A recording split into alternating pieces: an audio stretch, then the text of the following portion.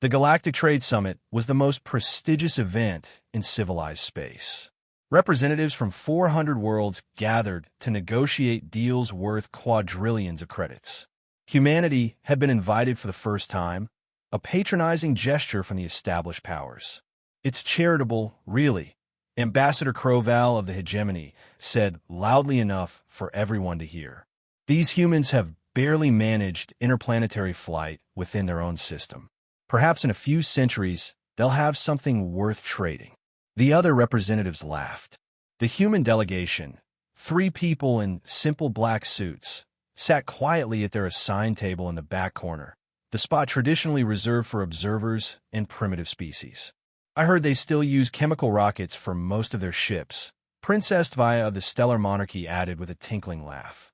"How quaint, like watching children play with toy boats. What could they possibly offer?" General Thax of the Warrior Caste sneered. "Their entire species controls one system. 1. My personal fleet controls 30.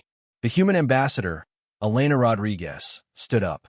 The room fell silent, more out of amusement than respect. "You're right," she said calmly. "We do only control one system." More laughter rippled through the gathering. But Rodriguez continued, pulling out a small holographic projector. "You might want to update your intelligence files." She activated the device. A star map appeared, showing Sol system with Earth at its heart. Then, dots began appearing. 1, 10, 100, 1,000, 10,000. "What is this?" Crowell demanded. "Our current naval assets in Sol system," Rodriguez replied. "Real-time feed."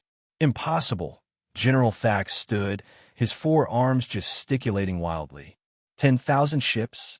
That's more than most empires. You're bluffing. Rodriguez smiled.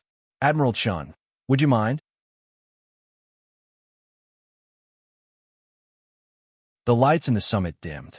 Through the massive, transparent dome above, the stars began to vanish. Not going dark, being blocked out. Shapes moved across the void, vast and numerous. Ship after ship after ship. The human armada had arrived at the summit station, perfectly silent, perfectly synchronized. Vessels of every class and configuration. Battleships that dwarfed the hegemony's finest dreadnoughts. Carriers that launched fighters like swarms of metal locusts. Sleek destroyers that moved with impossible agility. "Ow!" Princess Tvaya's voice was barely a whisper. "We only control one system," Rodriguez said. "But we've spent the last 50 years turning that entire system into the single, most militarized region of space in the galaxy. Every asteroid mined hollow and converted to a shipyard. Every moon a fortress. Mars alone has construction capacity exceeding most of your homeworlds." The display zoomed in on individual ships. Their designs were crude by galactic standards, all harsh angles and exposed weapons. But the scan showed something terrifying. They were all functional. No ceremonial vessels, no luxury cruisers. Every single ship was built for one purpose: war. "You said we use chemical rockets," Rodriguez continued. "You're right.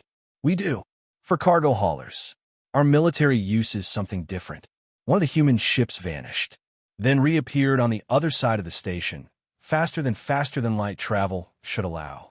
"Quantum skip drives," General Thax identified, his voice shaking. "That technology is theoretical." "Was theoretical," Rodriguez corrected. "We had to develop it. See, when you only have one system, you get really good at defending it. And when everyone in the galaxy mocks you for being primitive, you have excellent motivation to prove them wrong." She changed quantum processors that make your best computers look like abacuses. Medical nanobots that can cure any disease. Energy shields that could protect a planet. All developed in our one little system while you were laughing at our chemical rockets. Croval found his voice. "What do you want?" "Trade," Rodriguez said simply. "Fair trade. Equal seats at this summit. Respect." She paused.